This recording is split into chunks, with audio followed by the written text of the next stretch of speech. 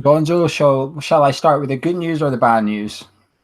We're live. We're live. I didn't even realise we're live. I was just about to stick a cheeky chocolate in my mouth because I thought we had 30 seconds. But you can start with any news you want. We'll start with the good news, and that is the rumours probably got us an extra 1,000 views for the show than it would have done if we did it last night. Well, it's not so much bad news, but the other news is that a Chinese Super League side, who we don't know who it is, has supposedly bid £35 million for our, well, whatever you want to call him, our talisman, but the guy who's been linked to every other club under the sun for the last 8 months or something anyway. But £35 million from China for Marko Arnautovic. What was your initial thoughts when you saw this? Well, I'm surprised you've started the show off with it. I thought you were going to give it an EastEnders twist, discuss the boring stuff first, make the punters wait until the end of the show and give it a, at the end, and we discuss that. But we're going to discuss it. I guess it was a surprise that it was a Chinese club, but no, I'm not totally surprised. And I guess we could discuss the ins and outs of it in a second, but it's something I would probably expect to happen. I kind of get it because his agents you've always had the impression before when he was linking him to Man U, you always had the impression that money was an underlying tone of the rumours to when Arnautovic was linked to Man United and Chelsea, etc. You always had a feeling it was about getting a better deal at West Ham.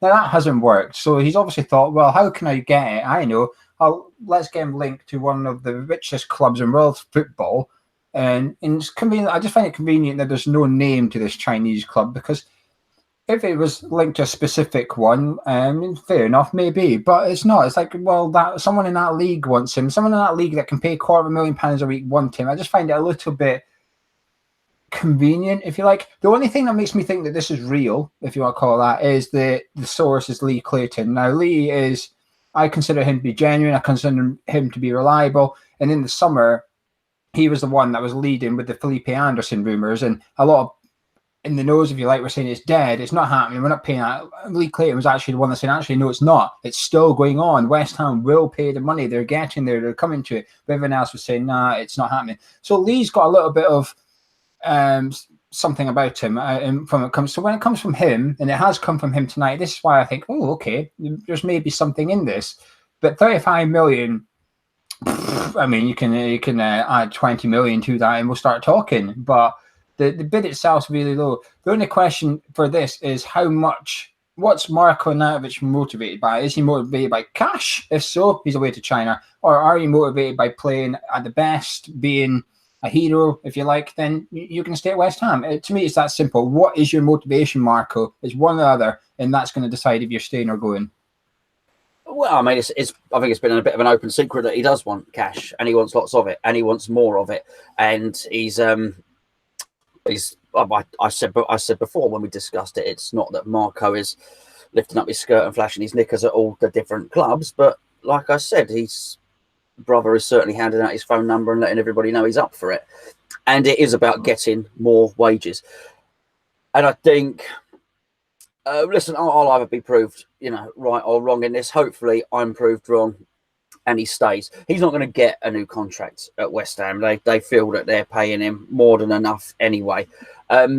He feels he wants, or he doesn't feel he wants, but he needs more. He wants and needs more money. And, I don't know what the situation is, personally there, but he wants more money. And I just wonder, this is either a frivolous rumour or it's true.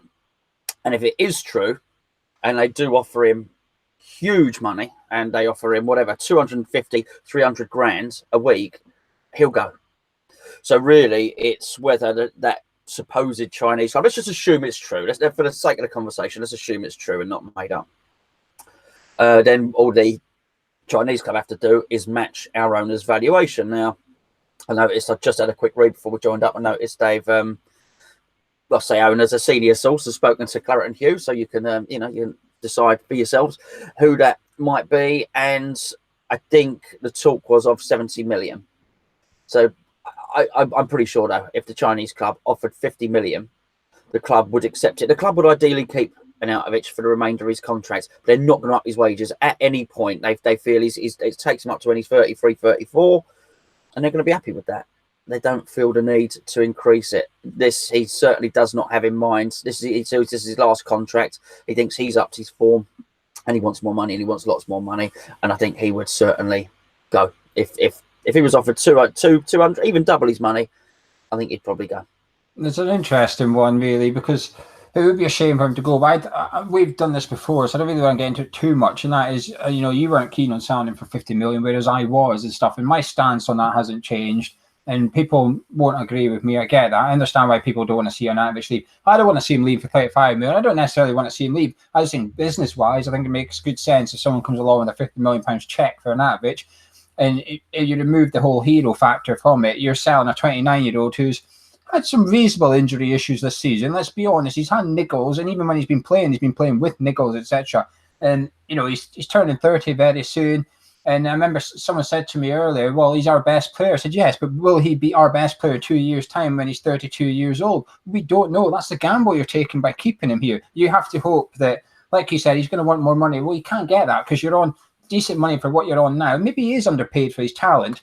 But in a couple of years' time, when he's probably just going to be a squad player, he will then be overpaid. So it all balances out over the length of his contract. But this is what frustrates me about football. Why did you sign that 5-year deal just literally 18 months ago if you've got zero intention or whatever, or been happy with that salary? It just annoys me about modern football that the players cannot seem to sign a contract and honour it and just be happy with what they've signed. You've signed that contract. It swings and roundabouts because there's other players out there benefiting from the club signing that contract. Andy Carroll being probably the biggest example. The club signed him on a 6-year deal, and we've got to put up with the fact that we signed him on a 6-year deal. So we can't have it both ways, but it feels like everybody wants to have it both ways a little bit. No one really wins. So for this one, Arnautovic, 35 million, well, I don't think we'll sell him for that. But 50 million, that's when I think, I agree with you, I think the club's bottom lip will start to quiver a little bit. I think they'll get itchy fingers. I think Huselos, for example, who's probably got no connection to Arnautovic, he probably doesn't see it. He probably sees this as a business transaction. He probably doesn't support West Ham. He probably doesn't see Arnautovic as a hero. He sees Arnautovic as an asset. He will look at what that asset is, i.e. 29, he's had a few injuries and stuff. He will be probably saying to Pellegrini, we can get 50 million quid for this, and I know someone out there in Europe or wherever that can come in and do the job for cheaper. And that's the gamble we've got to take. I think Huselos has proven in the summer that he, so far, has done a really good job for pound when it comes to the end of the season, not just at West Ham in Premier League. When it comes to who's the best signing this season, you will be considering 3 or 4 of our West Ham players in there. Fabianski will be in there, Balbuena, Diop might be in there, and then of course you've got Anderson, who's now shown he's worth 40 million quid. We've got 4 players in contention for that award. Would you? I know I would accept 50 million, and you said that you think the club would accept it, but would you personally, as a West Ham fan, would you be happy with Arnautovic leaving for 50 million? Well, I wouldn't be happy with him leaving because I just think he's a talismanic player. I think he's one of our best players. I still think that when Lanzini is on form, I think still think he's our most talented player. But you can't just look at it blindly or with the blinkers on, should I say. His brother has been in, as I understand it, this season 3 times already asking for a pay rise. Now, whilst I don't want to, I'm conscious I don't want to peddle the narrative that the club want us to say. Okay, now, and I don't think the club are preparing everybody so they can sell Arnautovic, but I just think there does come a point where actually the club think, well, this is becoming quite difficult now.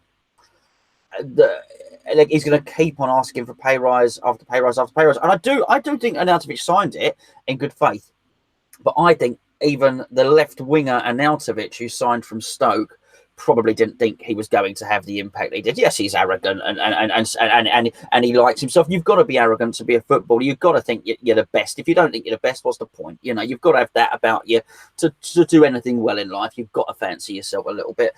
But I think even him, although he struts around and he's a bit Hollywood, I think he probably even surprised himself. And I wouldn't be surprised if his circumstances have changed somewhat as well. What that might be. You don't know. It says, you don't know what happens in people's personal lives or, his marriage. You don't know, but something's changed. There's been a shift in emphasis from him as well. And certainly the way he views himself will have changed. And I think he probably thought it was a good deal when he first signed from Stoke, that was a good wage. But now he probably sees himself as Arnautovic one of the best strikers in the Premier League, which certainly wasn't the case when he signed. When he signed, he was a 20 million odd pound player, and some people were saying, is that a little bit too much? Well, that's not the case. 20 million seems cheap for Arnautovic now. Unfortunately, he's just not at the age. If he was 25 and that had happened, then he could turn around to the club and say, look, you know, I'm going to go on and I'm going to carry on. But the fact of the matter is, I think his contract takes him up to 33 or 34. They can't. You have to give it. I think the Premier League rules are that you have to give an additional year with every contract. So they can't sign him up until he's 35. They just can't do that. So the club are in a position where they can't do anything. So I've got a little bit of sympathy with them, bearing in mind the brothers banging on the door. I don't think this has a happy ending, I've got to say. The one thing I will say, I know you're not doing this on behalf of the club, but the club are obviously going to want to peddle this whole, we are the victims of the agent's greed here. Okay, what I will say actually is, we signed Marko Arnautovic from Stoke doing this. We went to Arnautovic's agent and said, we can get him more money at West Ham. We can bring him to... We got Arnautovic and handed in a transfer request at Stoke City in order to push this transfer through.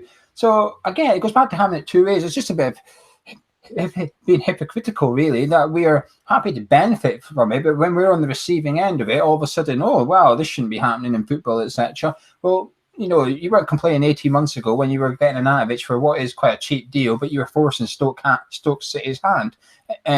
Almost like a Dimitri Payet situation with what we had. Your best player wants out, you've got to take what is an okay fee for him, but it's not nearly as much as you could have got on his day when everything is rosy and stuff. There's two ways of looking at this. One, we've got a manager that just managed in China. So if there's anyone to put him off the idea of going to China, it's probably Pellegrini. He can say, look, I've been over there. It's crap. It's difficult to get your money out of the country. Once you've got your money, it's one thing earning it, but it's the laws in China make it difficult for you to then take that money and leave China. The only other one I'm looking at is there's a few players that have gone to China for a season or two, obviously earned shed loads of cash and come back into Europe and went back to a top club again. Witzel's probably one of the best examples, the Belgian midfielder. He went over to China for a season, earned $250,000 a week or whatever, and he's now playing in Bundesliga. So he went over there, basically earned all his retirement money in the space of 12 months and come back and play football. Maybe that's what Marko will do. I don't know. But this is not the end of this anyway. This will just keep snowballing. Gonzo, final words on Arnautovic before we move on to the less discussed transfer rumours? Yeah.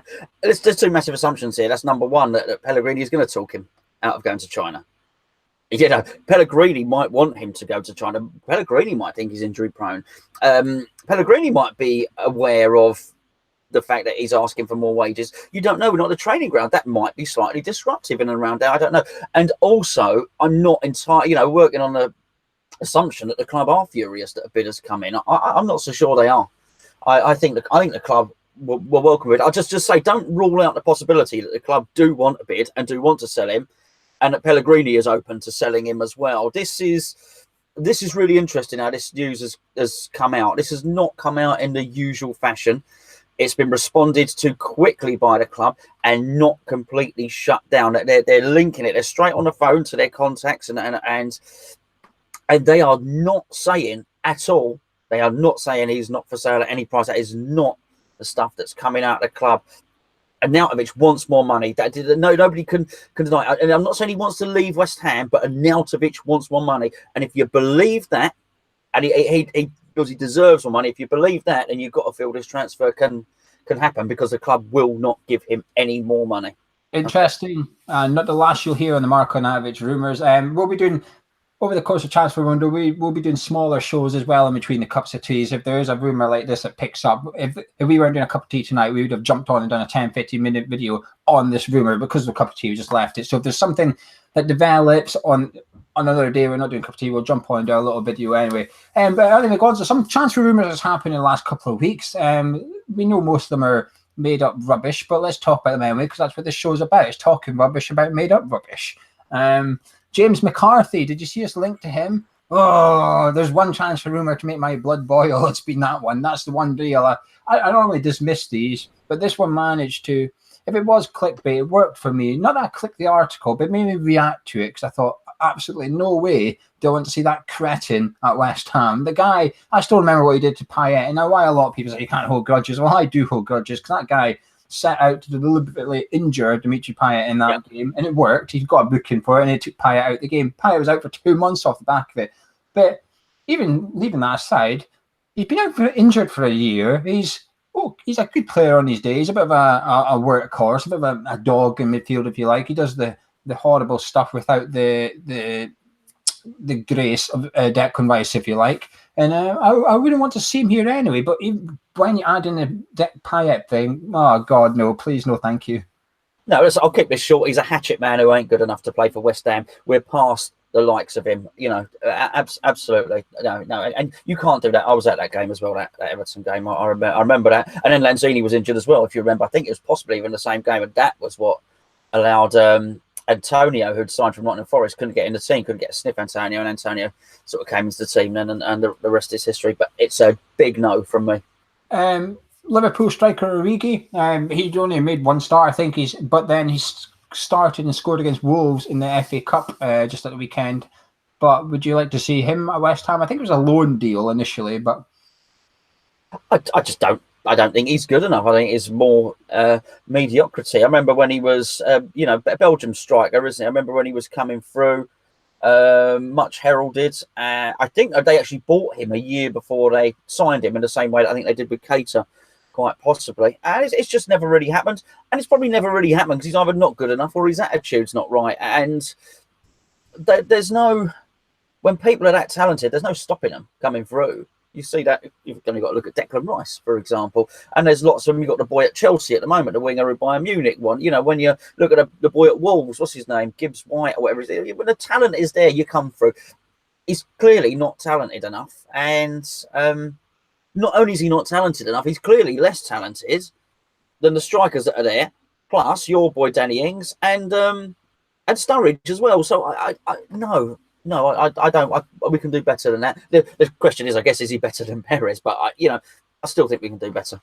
That's what I was going to say, though. I think context is required here. What is his squad role at West Ham? Is he coming as a third choice striker? I think he's decent for a third choice striker at West Ham.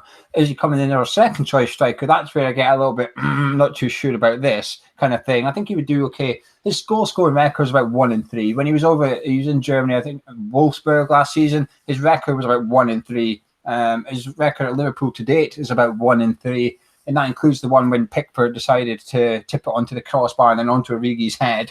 But he looks okay. I watched the Wolves-Liverpool game and I was keeping an eye on him after our link. And he was working hard. He had a little bit of pace about him. He had a bit of physical presence about him. I thought, this guy looks not too bad, actually. And I do think there's a player in there if someone can get out of him. But Klopp has shown that he can do that with some players, but he's also shown that he just doesn't have patience with one or two of the players at Liverpool. He's happy to offload them on someone else. And, they've just sold Solanke to Bournemouth, so I don't think this deal will happen. You can't get rid of Solanke and Origi, but I don't know, actually. I think if we were to loan this guy in and Perez went out, for example, I would say that's a good business by West Ham. I'd be happy with that. And it'd be interesting to see, providing we had some sort of agreement with a fee. If he was, the last thing I want to see is him come in and do well and he goes back to Anfield and Liverpool saying £25 million, please. That's the last thing I want. I don't want any loan deals happening without a fee agreed like we had for Lanzini, because, you're just raising the price for Liverpool in the summer transfer window. And I don't like the idea of that. We're past that stage now.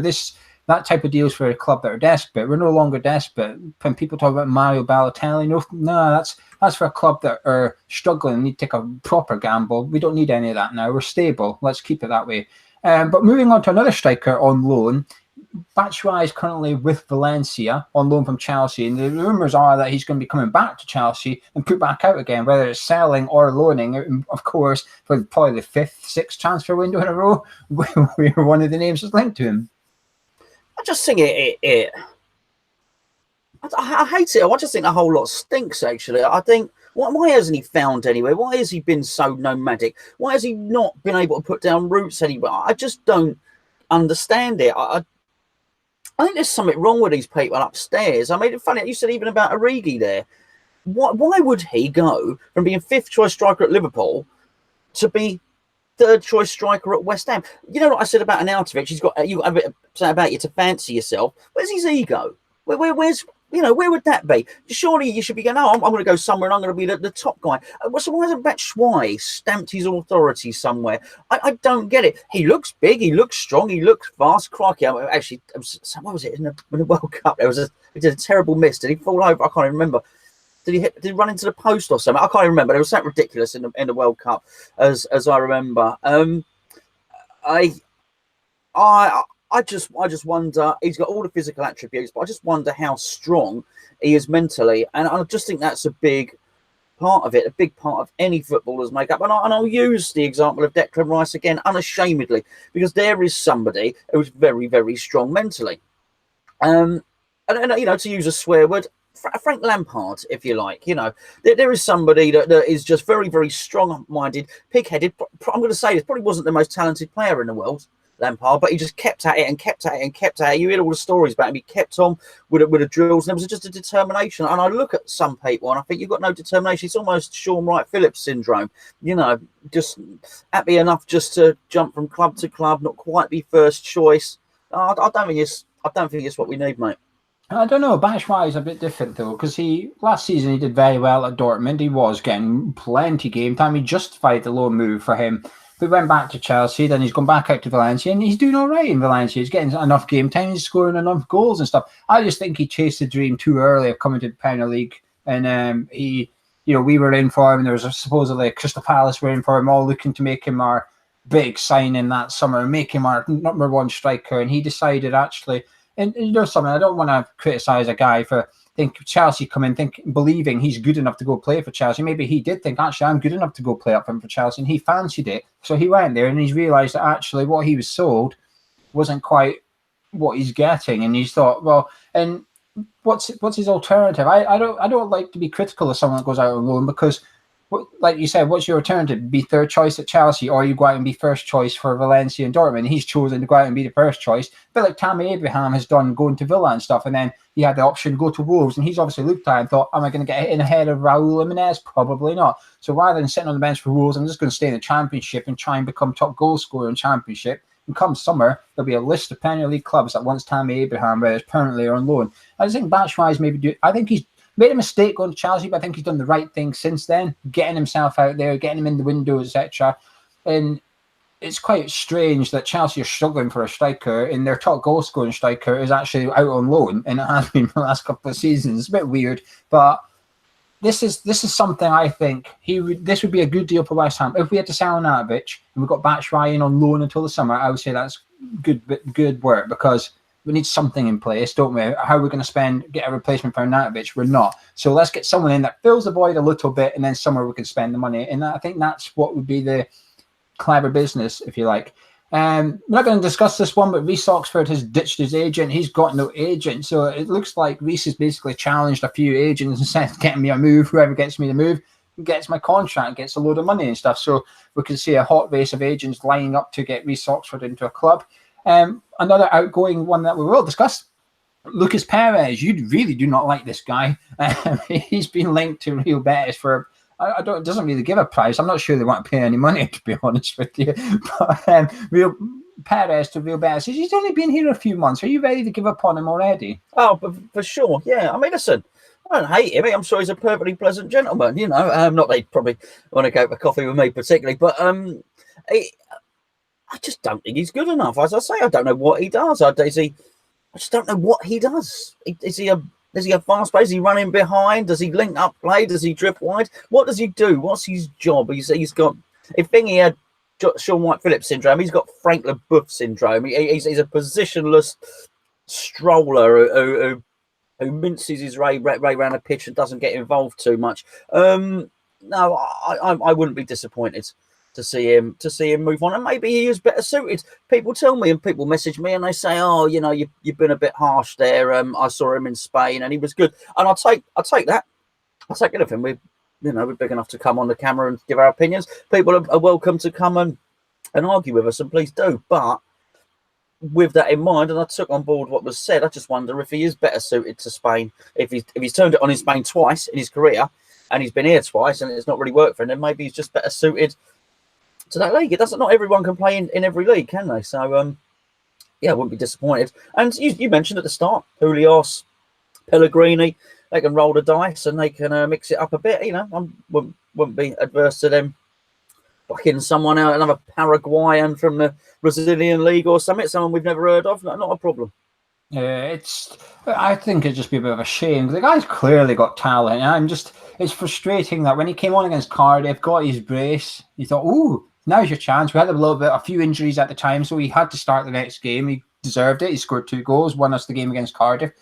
He never really grasped that opportunity going forward. And then he got that chance against someone, was it Southampton away? He got that chance in the first half and he fluffed it completely. And he thought, oh, no, that was your chance. That was your that was your moment. You could always look back at someone's career at a certain club and pick out a moment that just would have made him or broke him, if you like. And that's Perez's moment for me. That one chance he got at Southampton, he kicked into the ground and went wide or whatever. And you just thought, oh, I just think it would be a shame to sell him now. I don't think, like you said, what is he? Well, don't without being too critical of Pellegrini. Well, that's on the manager's door. If he's not found a place for him, if he's brought him in not knowing what he does, and we're not seeing it on the pitch, and that's up to the manager. Someone's got to say to Pellegrini, like, you wanted him, so why are you giving him this role? He's not affecting the game, but you keep playing him for some reason. So why are you playing him? Is he doing his job badly, or are you doing a bad job at putting him in to do a job he's not adequate to do, or something?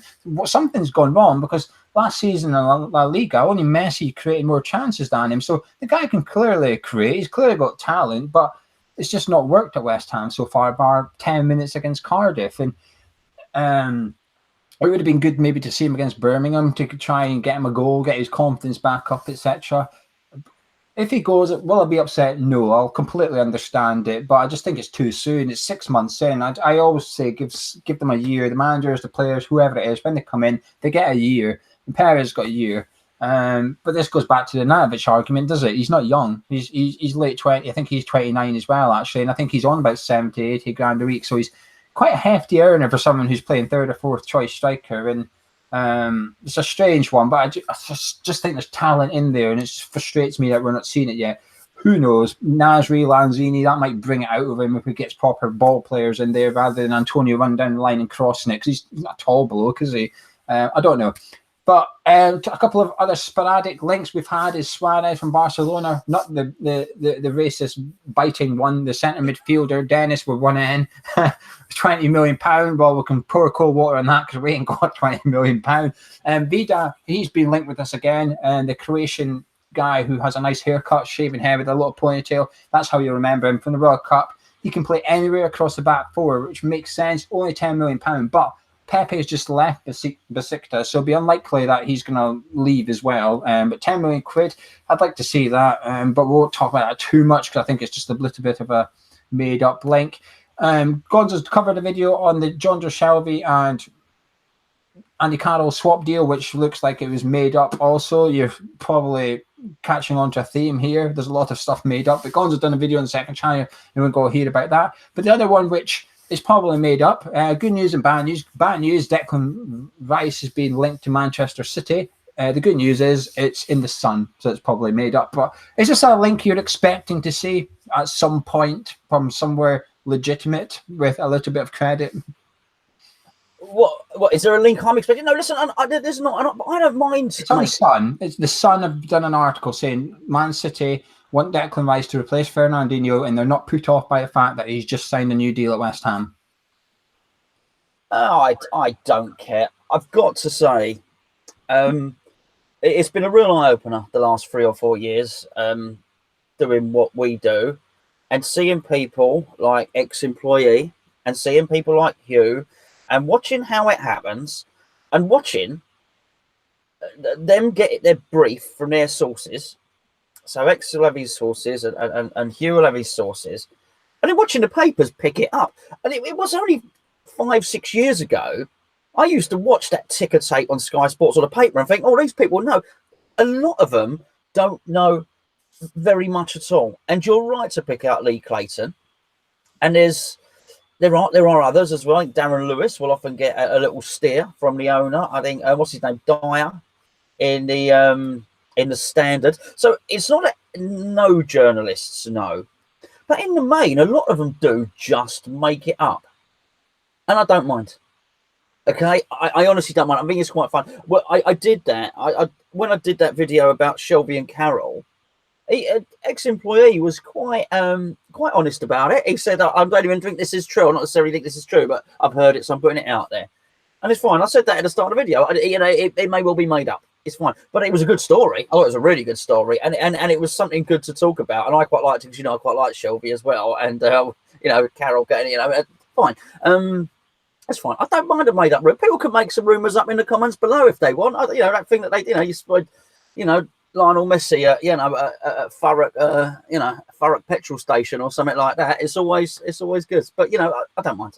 They can do what they want. But Declan, if they come in for Declan, the club would respond in a way that they haven't responded like they have with Arnautovic. The club would go, no, he's not for sale. You're not having him. He's just signed a new contract. There would be a certain press release that reads nothing like what you've seen about Arnautovic. Everybody on David Sullivan's mailing list would get an email. Put this out. We're not selling Declan Rice. Blah blah blah. It's a bit different to the one we got about Ian Acho a couple of seasons ago. The Declan Rice thing makes sense. It's a journalist that's put two and two together, and to be fair, he's come up with four. It's right. Man City probably are looking at Declan Rice to replace Fernandinho. City have been wobbling over Christmas. They lost a couple of games. Why? Fernandinho wasn't playing. It's the only common denominator. You put him back in. They beat Liverpool. Who was man of the match? You can argue Bernardo Silva. But the only other guy on the pitch anywhere near him in performances, Fernandinho. He was incredible. And Declan Rice is probably the most like Fernandinho in the Premier League that I'm aware of. Okay, I'm not saying he is. I don't watch every single Premier League game, etc. But in terms of sitting in front of the back four and composure, what Declan Rice and Fernandinho do is they cut up passing channels. They read the play so well they don't have to make a tackle because they can intercept the ball. Whereas other players, I'll actually use Mark Noble in this one, have to make the tackle because they can't see the play. They have to go up to the player and try and tackle him.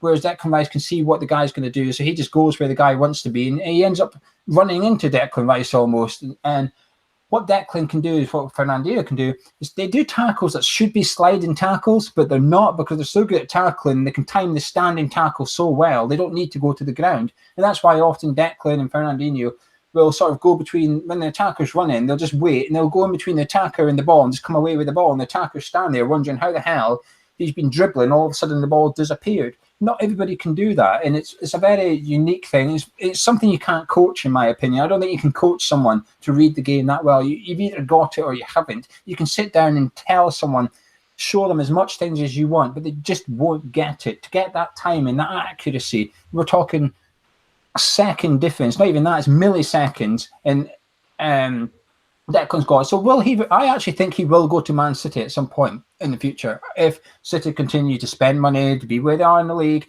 he will go there. It might not be for another 2 years or 3 years, but when Fernandinho hangs up his boots, City are going to have to get that checkbook out, and I would not be surprised they have a look at West Ham and think that Declan kid's the one that's replacing Fernandinho. We just have to hope Fernandinho, I think his contract runs out at City in this summer, so we just have to hope he gets a contract extension for a year or 2 years. And that basically means, in my opinion, if Fernandinho gets a 2-year extension, basically means we've got Declan Rice for 2 years. That's how I'm going to view it anyway. That's all the transfer rumours. Obviously, Samir Nasri made his debut against Birmingham. You were there, Gonzo. What did you make of that? Lovely. Just absolutely outstanding. The one touch, the two touch, the moving into space, you spoke about intelligence, defensive intelligence you were speaking about there. He's got intelligence, different types, spatial awareness. Wonderful. A brain really looking forward to. It's a shame he went off. Anderson came off last 15 minutes. Used to watch Di Canio years ago, and he used to get very frustrated. Di Canio, he used to get frustrated that people weren't on his wavelength. Was quite a feature. He used to get quite demonstrative about it and have little tantrums on the pitch. And it happens to varying degrees with all types of players.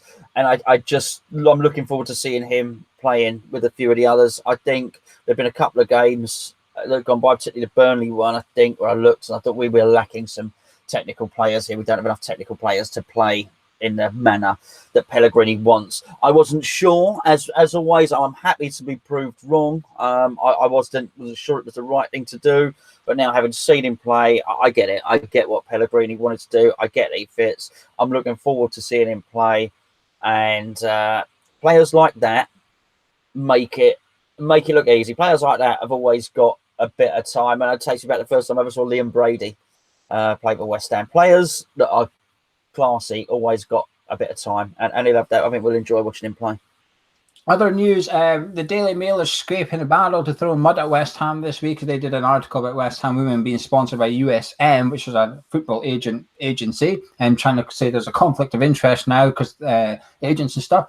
We also got Wimbledon in the fourth round of the FA Cup. James Collins is reportedly close to a move to Ipswich Town, and Balbuena may require a small operation and is unlikely to play for the next couple of weeks. But we'll cover that a bit more in the Arsenal preview, which is tomorrow night on the channel. Gonzo, are you ready for some questions from people?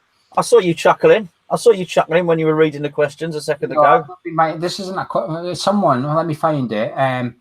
Aladdin Saying Eyes he put in a joke question. It was quite good. He said, "How about a cheeky bid for Hugh Jars?" Hugh Jars. Yeah. Oh, play on words. I see. Yeah, so he's that's what I used to call Trevor Sinclair. I gave a smile. I acknowledged it privately, but you've made me say it now. I'll get the YouTube live questions in a minute because we've got quite a few on the other ones. Because you can email us now. Someone emailed in. I decided why don't we take questions via email? So I thought I'll put it up on the YouTube earlier. You can put comments on YouTube on the subscription feed, can't you? So I did a comment. Someone emailed us with a question. So that's the first question is from email. It's the first email. Unfortunately, I don't know who it's from because I've screenshotted the question. I screenshotted the question, but cut off the name of who sent it. So, yeah, it's from someone. I'll get it in a minute. But it says, what 3 players would you like to see us sign in January? We'll cover another one. One player you would like to see leave. We'll do that one. One player you'd like to see leave in January. And question 3 was, how did Geo and Gonzo meet? We'll do a video about that. I want to do a Hammers Chat video, so we'll cover that in there. So question 2, one player you would like to leave in January? Well, I mean, it's. I guess it's. Take your pick. Look, I don't want to. You've taken the time and the effort to write in, so I don't want to just say Perez because that's the easy one. Because we've already discussed that. So let's choose another one and go for the lovely, very nice Pedro Obiang. It was a very, very nice chap, a very nice man, but I just don't think he fits in. And I think if I'm working on the assumption, if someone leaves, another what's that word? One man and two. I'm thinking of. Do you know what? I'm thinking of something from Mad Max. Forget it. I'm working on the assumption if one leaves, one man comes in, and so I think if Obiang were to leave, it'd be meaning another central midfielder would come in, and I think we need a bit of that in there. So yeah, I'll probably go Pedro Obiang. I'd like a letter. People are doing that. Why can't we have a letter? I'd like a nice written letter, nice calligraphy, and all that. That's what I want. I want to read out a letter. Have you got a letter? No, I'm just saying. People send in emails. Send us a letter. Okay, right, yeah. To what address? Are you willing I give my address out on the internet. What do you think I am, mad? We'll create a PO box. I would probably sell Ryan Fredericks.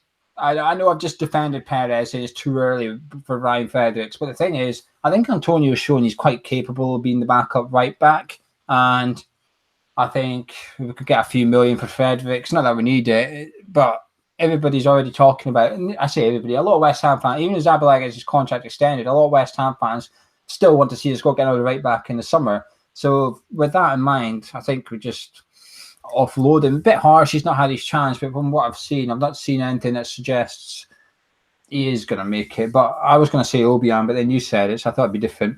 Right, the other way you can reply to this now is, as I said earlier, put a comment on YouTube. It should come up on your subscription feed from a comment from Hammers Chat, just saying we're doing this. Any comments, you can reply under it. And so we've got a few questions from there. Stuart Russell says, do you think with the new style we play that Saka would be the perfect fit for us? Because he obviously got more game time ahead of Carroll, which was one of the things that made him have the hump. That's a great post. Yes, I agree. I was a bit of a Sacco fan, I've got to say. I really was. I thought he gave a little bit of everything. I thought he was a good finisher in the box. I thought he ran the channels well. I thought he was good energy, decent pace. Yes, I do. I think he would have fitted very well into Pellegrini's system. Having said that, I can't go on that long rant I had earlier on about players having a screwed and not include Sacco in there. I think there was clearly something going on. It's funny, isn't it? I mean, yes, people will say things in personal lives, but it's funny. The real top players, the real ones that are mentally strong, you never hear about their personal lives. Everyone has things going on, don't they? And you give people that are very, very mentally strong are to be admired, and they just sort of plough on through it. So yeah. But I think technically he probably would have fitted in. Yeah, I think actually would be a perfect fit for the way we play now under Pellegrini. I think he's actually probably the striker that Pellegrini's looking for. Maybe not Sacco himself, but that ilk, someone that can drift wide, someone with a little bit of pace, someone who's half decent in the area. Because for all we say about Pellegrini playing on the floor, which we do, you see a fair amount of crosses go in the box as well under Pellegrini. So actually, Sacco was quite handy in there. Actually, I always thought he was quite underrated.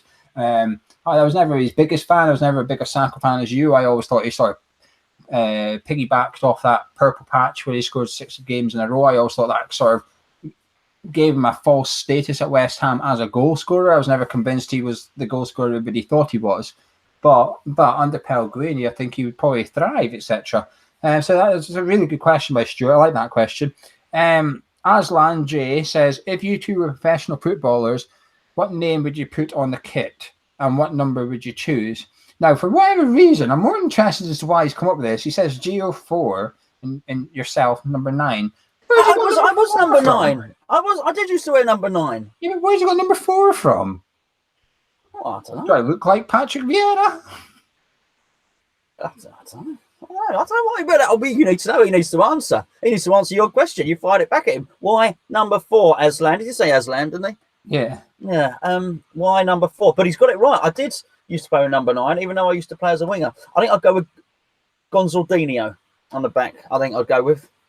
I'll just have Geo, just so my fans don't pay much for my shirt printing name. Just 3 letters sorted. That's yeah, that's a good point. It depends if I'll get a cut. If I get a cut, it's going to be Van Gonzaldinho and Steen or something like that. Number 8 for me, because number 8, you don't know where he plays. Do you know, like in the Sunday League team, you used to be able to know 1 was in goal, 3 left back, 2 right back, 5, 6 centre backs. Then you had 11 left wing, 7 right wing, 4 and 8 in the middle. The 8 was the more attacking one. 9 and 10 up front. Well, number 8 sort of like covers everything these days, doesn't it? You don't know who your number 8. Number 8 could play anywhere in midfield. Well, not in my FIFA team. He can't. I'm very, very regimented. I'm a bit OCD with me FIFA. FIFA numbers. Do you do the Sunday League ones? 3. Well, I just number them systematically in a chronological order, and so when I'm on the pitch, do you know what else I do? I give my wingers blue boots. My fullbacks have got green boots, centre backs black boots, central midfielders got red boots, attacking midfielder got white boots, the strikers have yellow boots. And I'll tell you what, I've got a system, mate. I know everyone is. You don't find me shooting with a centre back. For goodness sake! Right, well, on that note, let's move on. Right, moving on to Twitter now. At Hammers fans, National Shoes number, Alan. National Shoes number says, what is the best and worst West Ham themed Christmas presents you've given or received? Alan, how are you, Alan? The best one I've received was for my best man at my wedding, Marcus, who I've mentioned many times, who's a Crystal Palace fan. He got me a West Ham wallet 4 or 5 years ago, and I still use it now. And I'll tell you what, I was quite impressed. It's got the old badge on it, black leather wallet. It's got to be good because I've just used it for a long time, and it doesn't stitch together well. It's still it hasn't got to hold a lot of money, to be fair. It don't get a lot of use. Do you know what I mean? But worst, no, they won't be watching. Probably is when people get you West Ham golf balls. So they get a golf ball and it's got the West Ham crest on it. The only one that plays golf regularly, which I don't, but I used to play a little bit. You're very fussy about your golf balls. Do you know what I mean? Golf balls are bloody expensive, and there's a lot of technology goes into a golf ball. And the last thing you want to do is start hitting her. So they just never go anywhere. They just, you find them in a drawer 10 years later. It's just a useless present that just never gets used. Sorry, sis. My best one would probably be when I wore a West Ham shirt and took her up the Shard. That was a good Christmas present. My worst one, I'm joking. My worst one, do you know, this is going to sound really bad, right? But it's more because of, it's not necessarily what the present is, right? Do you know those books you get that are newspaper cuttings? It's like photocopies of newspaper cuttings from all the years, and it's got your name on it and stuff. And it's quite a big thing. It's like a good, massive book thing. I think I flicked through it when I got it and put it in the cupboard. It's never come back out. It's one of them that is sort of like a default present. This is why I don't like Christmas. Remember I was telling you I don't like Christmas because I call it default. We'll get them a box of biscuits, default present. Bugger it, they can have that and stuff. And it's a default present. So I support West Ham, default present, just get him something West Ham. Oh, look, that looks half interesting. We'll just get him that. It's got West Ham on it. He'll like it. And I actually don't get many West Ham things anymore because people just assume I have everything. But funny enough, one thing I do have actually, this hasn't been put here for tonight. I actually have these on my desk because I've got these shot glasses, which I actually use for storing stuff in. So another one, I've got like my Hammers Chat badge, my Bobby Moore badge, my Poppy West Ham badge, etc. So it stores the badge. My pin badges are in the shot glasses. So yeah, that's probably my best present actually. Mark Boundy. Now, this sort of touches on what we said earlier, but I think this is an interesting one. Do you think Arnautovic's ego, bad body language, and interfering brother are bad news going forward? So we talked about sort of the present, but what about, say, he's still here at the end of the transfer window? Yeah, I think Mark. I don't think the body language is a problem because it didn't seem to be a problem last season. It wasn't like he wasn't puffing his chest out and being demonstrative last season. He was, and nobody complained. I think the brother is the problem because even best will in the world, and I don't even. I mean, you've only got to go into our forum 2 weeks ago to see what I'm not someone that is brown nosing the owners. I gave a scathing write up about what happened at Upton Park and so on and so forth.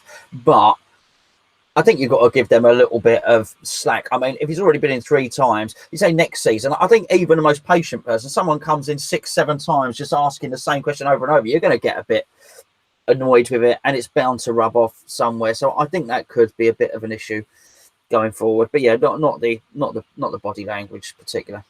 I think it's manageable, if that makes sense. I think I wouldn't call it an issue. It's a thing. It exists, but I think it's manageable. I think he's been here 18 months now, and we've never really had an issue because when he's on the pitch, he might throw his tantrums and stuff, but he still gives 100%, in my opinion. Some games, it looks like he can't be arsed, but that's just where Arnautovic is as a player. When things ain't going well for him, he has his little tantrum, but it doesn't mean he's not trying or anything. If anything, he's trying too hard. He's trying so much that it's bothering him that other players aren't doing what he wants to do and stuff. So, problem, no. Does it exist? Yes. Paul Knight at Paul JK75 says, with news coming out that Balbuena might need an operation and might be out for a bit longer, should we be in the market for another centre-back, or do you think Ogbonna will do? I thought as soon as I saw the news today, first thing I thought was, can we get another centre-back in, actually? We actually do have a fantastic centre-back. His name's Declan Rice. It's just whether they could get anybody that could basically fill in. Can they get this geezer, that Gary Meadow or whatever his name is, pronounce it how you want, can they get him in and then Declan go into the back four for the 3 or 4 games it takes for Balbuena to get back? But he is fantastic. I think we could spend a lot of time looking around for a very good centre back, but it might be easier to find the central midfielder. And also, if we got the central midfielder, he wouldn't be redundant the moment Balbuena got back, if you know what I mean. If we go and buy a centre back the moment Balbuena gets back, well, almost what's the point? Unless there can be a swap deal done for Ogbonna, maybe there's something that can happen there. I wouldn't want to see Declan Rice centre back because as soon as you take him out of midfield, I think our centre backs become under a hell of a lot of pressure, more than they were when Declan Rice was in centre midfield. I just think we'd open up the floodgates, if you like, and Declan Rice would almost be doing his job centre back as he would be in centre midfield because they'd be getting so much pressure thrown at him. I would not take a Declan Rice out of defensive midfield whatsoever. I mean, can Zabaleta play centre back if needs must and put Antonio right back? I don't know. We'd have to look. But then this is where you've got to just use your academy. To be, in all fairness, Ogbonna just needs to step up to the plate and actually be decent for once. But if that's not working, this is where you maybe do just have to say to Pask, sorry, mate, but you're going to have to step in for a couple of weeks. It's only 2 weeks, but, the fixtures, Bournemouth's away is a difficult enough fixture, but he should manage it against them. If he has to play the cup game away to Wimbledon, he should be fine in there. So it's only really the Arsenal game that's a bit of an issue. That's where Ogbonna has to play. And if, we've got to the point now where we're scratching around looking for someone to replace Ogbonna, that means Ogbonna's not good enough to be our third choice centre-back, and that means he needs to get out of that door pretty quick, because you can't have Ogbonna as your fourth choice. And we've still got Winston Reid, I know, but I swear he's ordered his coffin already. But he was at Andy Carroll's 30th bash. Did you see that? Yeah, he was looking snazzy. They were all looking snazzy. Yeah, so he was all right there. But he's somewhere in existence, Winston Reid. But we just have to play past Gary Cahill.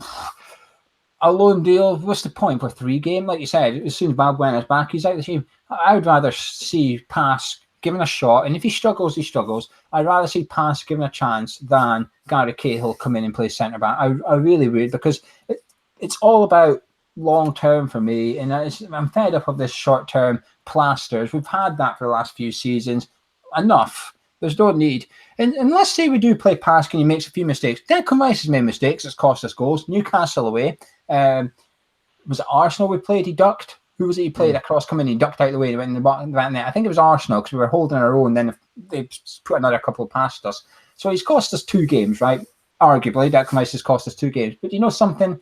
He's learned a lot more from those mistakes than he would have done playing 5, 6, 7, 8 games in the under-23s. He made it out. And I'll tell you something, he's not ducked for 1 cross since that Arsenal game. He's not, when the ball comes in, he doesn't duck anymore. He doesn't do that. So put Paskin. If he makes a mistake, put your arm around him and coach him.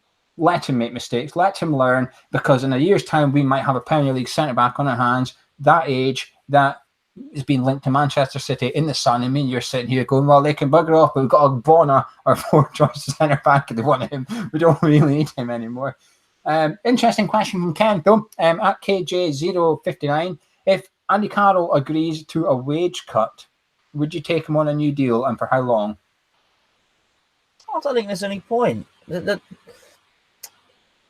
A wage cut, it would have to be sort of staggered so as it actually gets no wages when he's injured. The problem is the injury and not so much the wage. The wage has gone on for so long now, but when you look and you see that, someone like Perez might be earning 70 and something like that, then I don't think the wage becomes a massive issue. But it just doesn't play, nobody would have really quibbled if he'd received those wages and had been fit for the whole time of his contract. We would have felt that, actually, I would suggest that if Andy Carroll would have played whatever would have been 200 games for us, which he might have, nobody would be questioning that, as we'd be saying, actually, this worked out quite well because he's quite effective and he's quite a good player. But it would have to be, for me, that he doesn't get paid when he doesn't play, because that's the problem, the injury. And for that reason, I wouldn't do it if it was, he gets 45 grand a week on a new contract. I wouldn't even bother. Yeah, I'm in 2 minds over this, because part of me thinks no, because of his injuries, and I just don't think he suits Pellegrini's style, if you like. But the other side of me, I've always liked Andy Carroll. I always thought he's a better player than people give him credit for, and he's makes a difference when he's on the pitch and stuff. And when people talk about Martin Noble, and they always say, like, well, how many managers keep playing Martin Noble? They can't all be wrong. Well, how many managers keep playing Andy Carroll as well? So by that rule of thumb, and Pellegrini's the same. Like Andy Carroll, since he's come fit, Pellegrini's almost played him as much as you can. He played them from the start of the other game, took him off at half time, and said he can only play 45 minutes. But the point is, knowing that, rather than keep him on the bench for the second half, he played him from the start, knowing he'd have to take him off at half time. That to me is a big statement from Pellegrini, because that is Pellegrini saying, I'd rather have 45 minutes of Andy Carroll than an hour of Perez. Okay, that is a huge, huge statement. Okay. And I always thought Pellegrini was giving the sound bites about how Andy Carroll can earn a new deal. I thought he was just doing that to motivate the player, and it's the right thing to do, because he's never going to turn around and say, he's not getting a new deal. Doesn't matter what he does, he's leaving. So I always thought it was sound bites. I'm actually starting to think Pellegrini is looking at him thinking, there's a player in here. And I do wonder if managing Andy Carroll might help him, like what Pellegrini's done. Would Moyes, I'll even include Bilic in this, Allardyce, would any of them have taken Andy Carroll off at half-time because you could only play 45 minutes, that's all you're playing, doesn't matter how well you play, you're coming off at half-time? They wouldn't have done it. They would have kept him on thinking, I don't want to take off Andy. They would have kept him on until the poor bugger broke down, he was out injured again. Pellegrini's gone, no, he can only play 45 minutes. That's all he's doing. Get him on, get him off again. And I just think maybe actually having a manager looking after him might benefit. It might keep him injury-free. We don't know. To me, it's not about money. I agree with you with the wage. But it would be a statement of intent from Andy Carroll if he took a contract with a reduced wage. That would say to me, in the fan base, I think, I want to stay at West Ham. I don't want to. The cynical people would come out and say, it's only because you can't get that money elsewhere. No one else is giving you a contract. But actually, I would see it as Andy Carroll saying, look, I've had a good deal from West Ham for 6 years. I'm going to give a little bit of something back. He's still going to get paid handsomely. But I'm going to take a reduced term and I'm going to show my commitment to West Ham. And that would go a long way, in my book, to staying here at the club. We all remember Carlton Cole for doing the same when we got relegated. People still talk about it today. He took a wage reduction. Yeah, but he was still a bit crap, though, wasn't he? He was still not the best striker in the world. But he's remembered for that. And I do think it'd be nice for Carroll to do some sort of a thing, if you like. Andrew Walsh at Andrew R. Walsh says, if you could eradicate one thing in football, what would it be? I.e., time wasting, diving, standing in front of the ball at a free kick, taking a throw in from the other postcode, etc. I would have to be time wasting, because that's just far more prevalent than the rest. What will you see? 2 dives in a game? Actually, watching Barcelona, cracking. Busquets, some. Well, I know Alves don't play from anywhere. Blimey, there's some terrible ones, aren't they? But time wasting happens everywhere, and it happens all the time, and it is possibly the most frustrating thing when you're 1-0 down and a team starts. I mean, I was going to say 75 minutes. Some of them start it a lot earlier, and it's when they've got the referee on their side, and you said the referee will go over the goalkeeper. I think we've had it with us recently, might even with Burnley or so. I don't know. Referee goes over another word and almost says, "Oh, we're going to add that time on." They don't. They don't add it on. Referees need to be a lot stronger with it. It's infuriating. Having said that, when you're not so bothered about your own team time wasting, are you? But I think we'd get used to it if it was even-handed. I would not mind. Would not mind that at all. But I mean, listen, I watch a lot of rugby union. I would not mind in any way, shape, or form the Premier League or football referees going and spending a month with the rugby officials, not to learn anything technical because the game is different, but just to learn to stamp their authority on a game and take no nonsense. I'm going to throw a weird one in here. This is Premier League specific. It's not football. I would get rid of this one ball rule and introduce multi-ball like they have in European. Do you know when the ball goes over a throw and you have to wait for it to come back? Where when they play Champions League, all the ball boys have a ball. So when the ball goes out, here's the next one. I think it's because of the London Stadium. See, when the ball goes out, it takes about a week to get back to the touchline. Do you know, it slows, it kills the game, though. Do you know, like you talk about, there's nothing worse than being 1-0 up and time wasting. I actually think, even when they're time wasting with a goal kick, they're quicker at taking a goal kick and then goes out for a throw and the ball coming back to whoever is going to take the throw in, because it's just, you just watch the ball travel and it's like, oh my God, I would love to know how much time the ball is in play in a Premier League game at the London Stadium. I would say, I'd be surprised if it was more than 65 minutes. Yeah. I think you'd be right. Someone going and getting the ball at the crowd, because all the ball boys sit there. And it's not necessarily a dig at the London Stadium, because I want this in all the Premier League grounds. When the ball goes out, the crowd hold it and stuff. But when you look at the ball boys at London Stadium, the distance between the touchline and the stand is however meters. There's one ball boy in the middle of that distance, right? It's a long ground for the yeah, absolutely. And 400 stewards between each ball boy. Four ball boys. 2,500 stewards. Lovely. So I would change, get the multi-ball back, so when the ball goes out of play, it almost gets given to the thrower to carry on again, keep the momentum going, get the rush going again. That's what I would change. At George Lewis 97, George says, why are we still bad at corners, both attacking and defending? Are the coaching staff to blame, or is it simply because we, mainly Diop, can't win a header? I actually think we've got better at corners. There for years, only Noble was taking corners for years, and they would just, there were no other options. Of course, then Payet came in, and we thought, hello, what's all this? Something's going on here. And then I don't know. It's been that way. Apart from there's a few patches where we've had someone that can take them. It's always been that way at West Ham. Funny enough, maybe we need to think about getting Charlie Adam in or something. Oh dear. Well, our corner taking's good. We've now got one of the best set piece takers from corners at a while. although we had Payet in, he was crap at corners. He always used to hit the first man, but Snodgrass can actually deliver a corner on point, beautiful. It must just be our setup or something, you know. It's all very well Carroll trying to use Diop for protection and stuff, but if you're standing behind Diop, there's all of a sudden two of you running at the same ball in a way.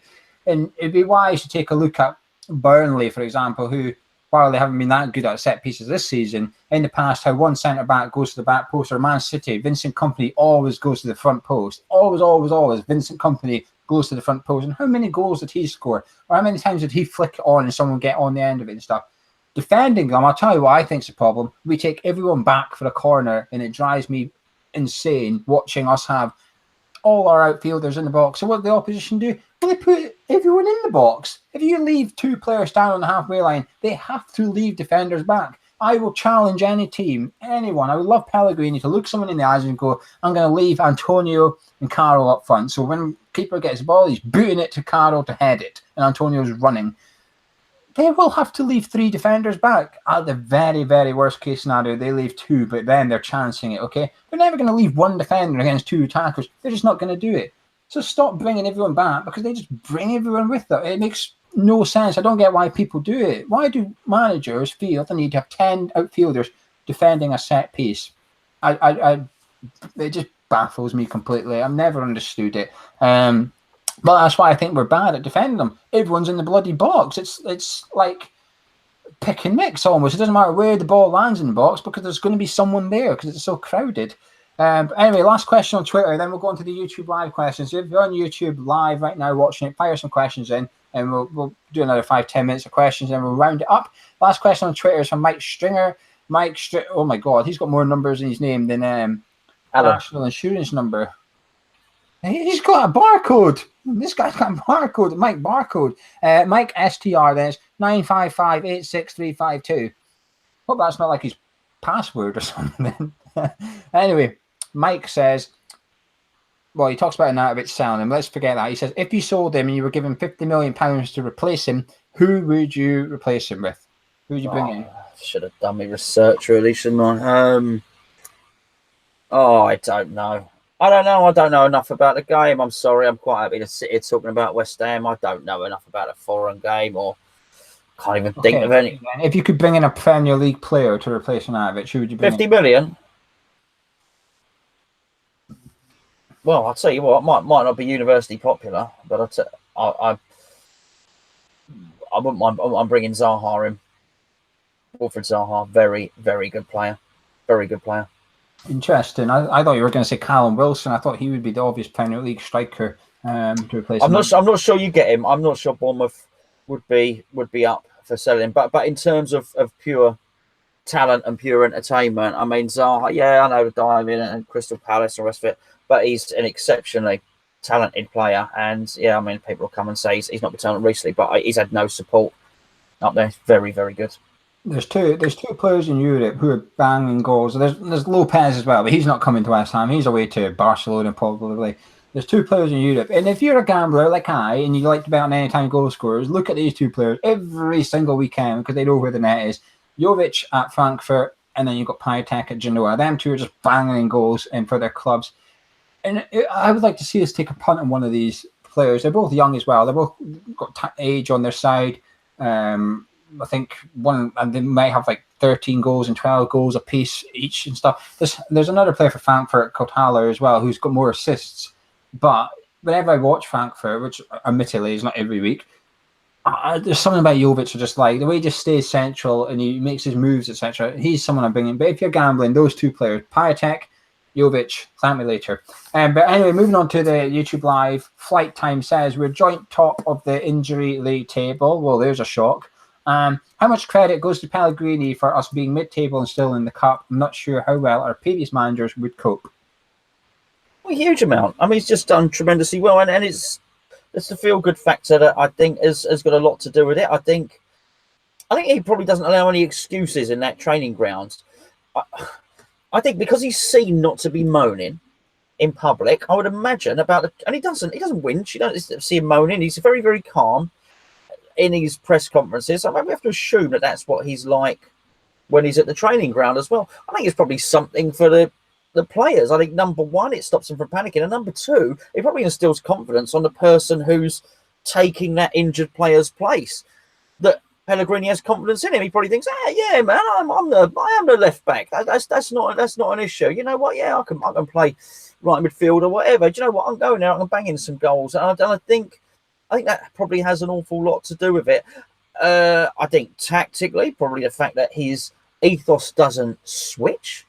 So even though he's losing some players, he's not overcomplicating. So, we're losing these. We're going to switch the system around. We're going to launch it long or whatever. He's got an ethos and he's got a mantra that says, you go out, we play this way. This is the team I'm picking, and you're all good enough to win the game. And I want you to go and attack the opposition. I'd imagine it's all pretty bloody simple stuff as well. I doubt he overcomplicates very much at all. I think a huge credit has to go to Pellegrini.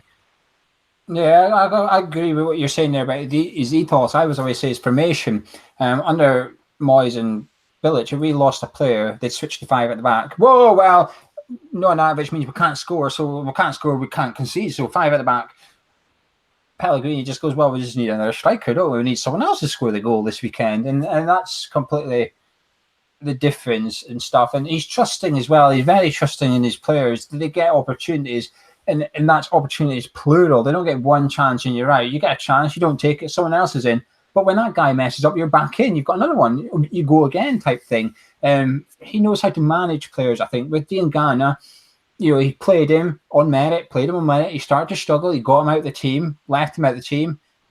And when he puts him back in, we're seeing a different Diangana. It's like the guy's gone to under 23s and bounding a hat trick and come back. But he's not done that. So Pellegrini's obviously done something. He also just prepares. Remember when we were away to play Antonio right back? Zabaleta, he come out to December, so what does he do? Got a closed door friendly. Antonio's playing right back. Newcastle away, Antonio's not in the squad because he's our right back for midweek. He's just prepared. And it's just, we talk about how some players are this level and then other players in our squad, Arnautovic and Lanzini, are just a step above. Well, Pellegrini's 2 or 3 steps above what we've had in the past as a manager. And the guy's just incredible. It's probably one of the best. He's probably one of the best things to happen to West Ham while I've been alive, in all honesty. I know it's only 6 months into his tenure, but everything just feels different. When Arnautovic got linked to other clubs in the past, or let's say Payet, when Payet got linked to Real Madrid and stuff, everybody panicked. Everybody lost their heads. Oh, what are we going to do?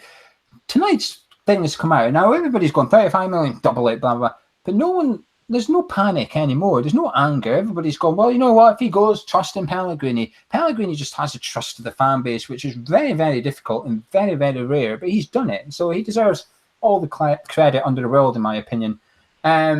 Mike says, is it time for a new West Ham squad record of the musical kind? Eh? I think he wants a new song, or I'm not sure. He doesn't mean those terrible songs that people used to release when they got to FA Cup finals and stuff, does he? I don't know. As few, I don't mean terrace chants, by the way. I don't mean terrace songs. That's what you're talking about. I'm all for new songs and fun. They tend to be, a lot of football songs tend to be quite witty and well timed.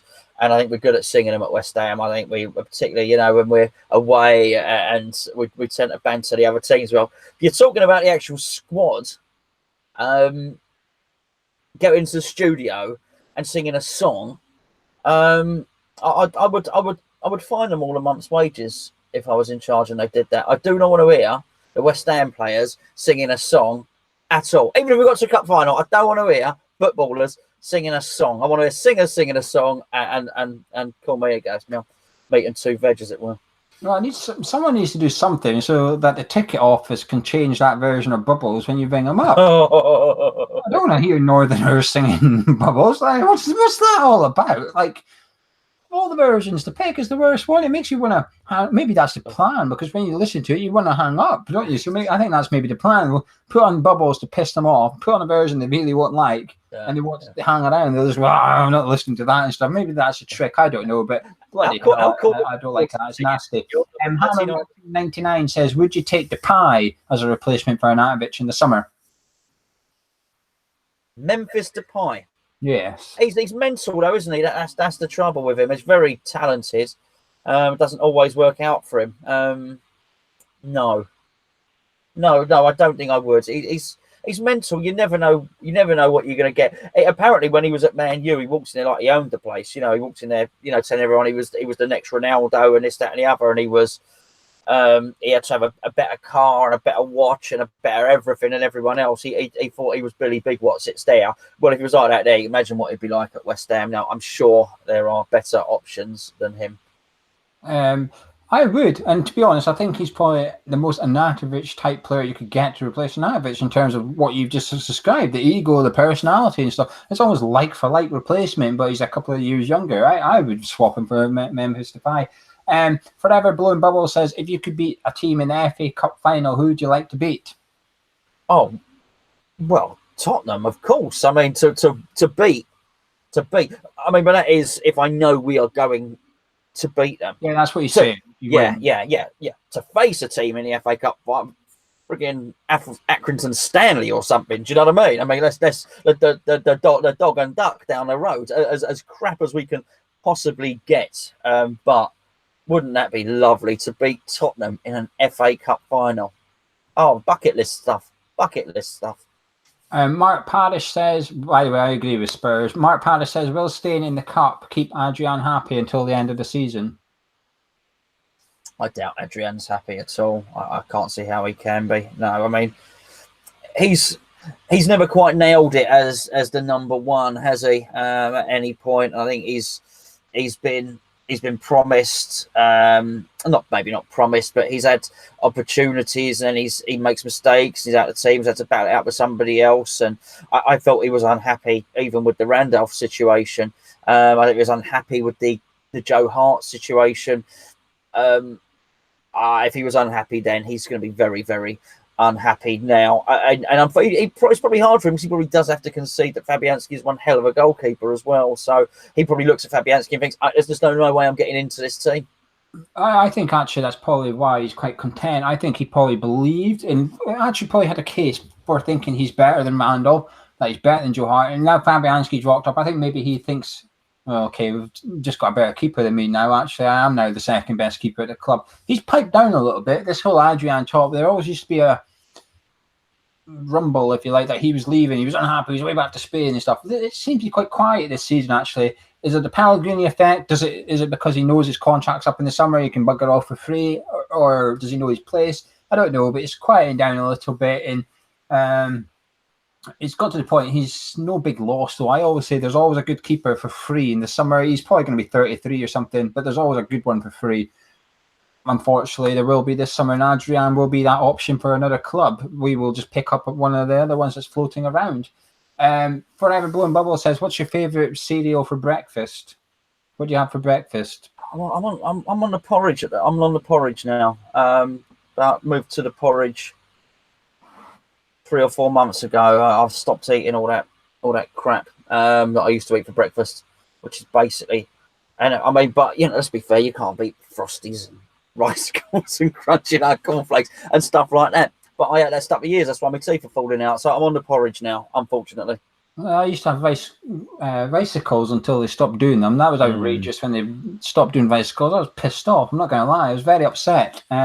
Frosted Shreddies, I like them. They fill me up in the morning. But the box lies or I eat too much, because I'll say, like 8 bowls or something. It does me for about 5. So either I eat too much Shreddies or they're lying. I'm going to go with they're lying just for, peace.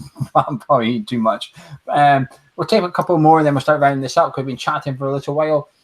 This is an interesting question from Daz, actually. Do you know how we were talking about the centre-backs?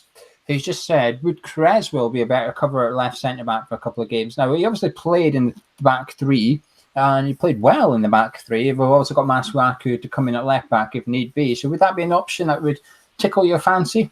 I think that is an option as well. I think all of those are options. That's just what I don't agree with is bringing somebody in for 2 or 3 games, buying a player for that. For the reason that I think Declan Rice can play there. I think Pask is a wonderful player. If anyone's seen him play, he's an excellent player. Cresswell's played there. We can deal with this in club.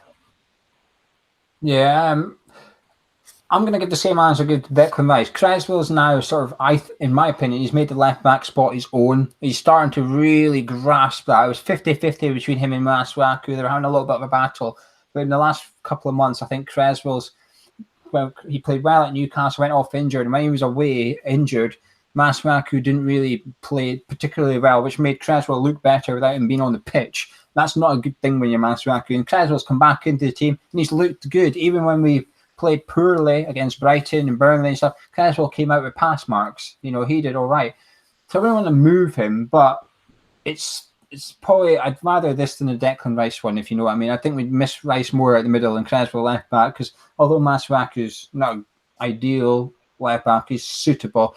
The only problem is you've then got two people to look after. Do you know, you've only got Pask in there. Creswell and Diop only have to look after one player in Pask, but if you then put Creswell there and Masuaku left back, you're then keeping an eye on him and Masuaku, because that left side would then be a bit... Did Antonio us down that side, if that makes sense? You know how Antonio's right back, they keep coming at us. They would do that down there, knowing that Creswell will probably drift out to the side a little bit too much naturally and come down there. We'll take this as the last question, which is from Phil Kent. He says, beside blowing it up, you know it's about the stadium now, don't you? What would you do with the stadium if you became the new owners? Let's just say you had an enormous kitty, obviously. Yeah, not with what I've got in my West Ham wallet, as we've established earlier. There wouldn't be a lot going on, I've got to say. It's got to be dealt with. It's got to be dealt with. I mean, the seats need to be closer. Can anybody honestly tell me that they look at that Tottenham Stadium and they're not bloody jealous? All right, we laugh. It's not ready till March and all the rest of it. You know, we make out that that's an issue and we can laugh at them. Have you seen it? It's absolutely ridiculous. It just looks absolutely glorious, and I'm very, very jealous of it. I'm sick of... I'll say it. I'm sick of away fans coming and taking a piss out of it. They sing "You're Not West Ham Anymore," and it hurts because it's true. And the seats are just so far away from the pitch. It's why you sort of crave that away atmosphere, and you know, that's why you get it at away games. And we just, it's so hard to... It was a real eye opener as well how loud those Birmingham fans were, by the way. And it's just a really decent stadium for concerts and for athletics and for lots of other things, but it needs serious structural work to make it into a football stadium. And for that reason, I've always maintained I don't think it's going to be stood in its current form in 15, 20 years' time. I just don't think it's going to happen. I think someone takes it over, someone knocks it down or does something with it. Dig down, do something that troubles the water table. But crikey, engineering the way it is now, surely they can do just a really big damp course. I don't know. But I would sort it out, and I would sort it out good, I can tell you that. I think the best long-term solution might be to build a stadium somewhere else, actually. I know we're tied into the rent, but what's £2.5 million rent a year to a Premier League football club? It's not really much, is it? I don't know. But what I would do, just to be different from yourself, I would build walls for the concourse, not to separate the concourse, but so there's actually a building, because right now it's just fenced. You know, I still can't believe it to this day. Above the turnstiles, it's just like fence. It's chicken wire. It's like a tough version of chicken wire. It's steel cables or whatever. There's no wall. It's windy in that concourse. It's like a hurricane. It's like a wind tunnel, if anything. It's freezing, that concourse. Now, it doesn't bother me so much, but there's elderly people that go to games, and there's children that go to games, and it cannot be nice for them in the bitter cold, standing there in a concourse when you're trying to get warm, and it's like a hurricane. It's just... I don't understand it. I never really noticed it when I first went. I used to just... Well, you don't look around the surround checking out the walls. But so it wasn't until it got cold I used to think, this concourse is really cold compared to a lot of stadiums. And then you realise there's no actual walls, and it's just a bit, you know, is it the worst thing in the world? Or actually, I'd also turn on the TV so it's got actual football on it rather than... I know they've got the scores and that, but bring back the actual football in the early games and stuff. Yeah, I'd build walls. Think about your customers, as you call it. Keep them warm at least. If they can't see the football, at least make sure they're watching it with a little degree of warmth at half time. Anyway, Gonzo, is there anything else you would like to discuss or talk about before we disappear? No, not at all. Not at all. I've held off eating my chocolate for far too long now. Well, if you're wondering where our Arsenal talk is, we'll have our preview tomorrow night. It's an early one tomorrow night, actually. It'll be about 6:30 p.m. or something. So come along, you might just watch it live, but it'll probably be on the channel anyway. And it'll be on your screen right now. We've already done it. It'll be there somewhere. That's been Gonzo. I've been Geo. If you're listening on iTunes, make sure you subscribe to our iTunes feed. Leave it a review if you can. 5 stars would be nice. 4, we'll accept that, I suppose. And if you're watching on YouTube, drop a like on the video, subscribe if you're new around here, and also head over to our other channel and subscribe to that, because we've got plenty of content coming there. And Mike on Monday shall be back very, very soon, and you'll be pleased to know, so head over there for that. But Gonzo, I shall see you, tomorrow night at the preview, and then I'll see you in a bit. Have fun. You shall indeed. Take care, and I'll catch you in a bit. Ta-da!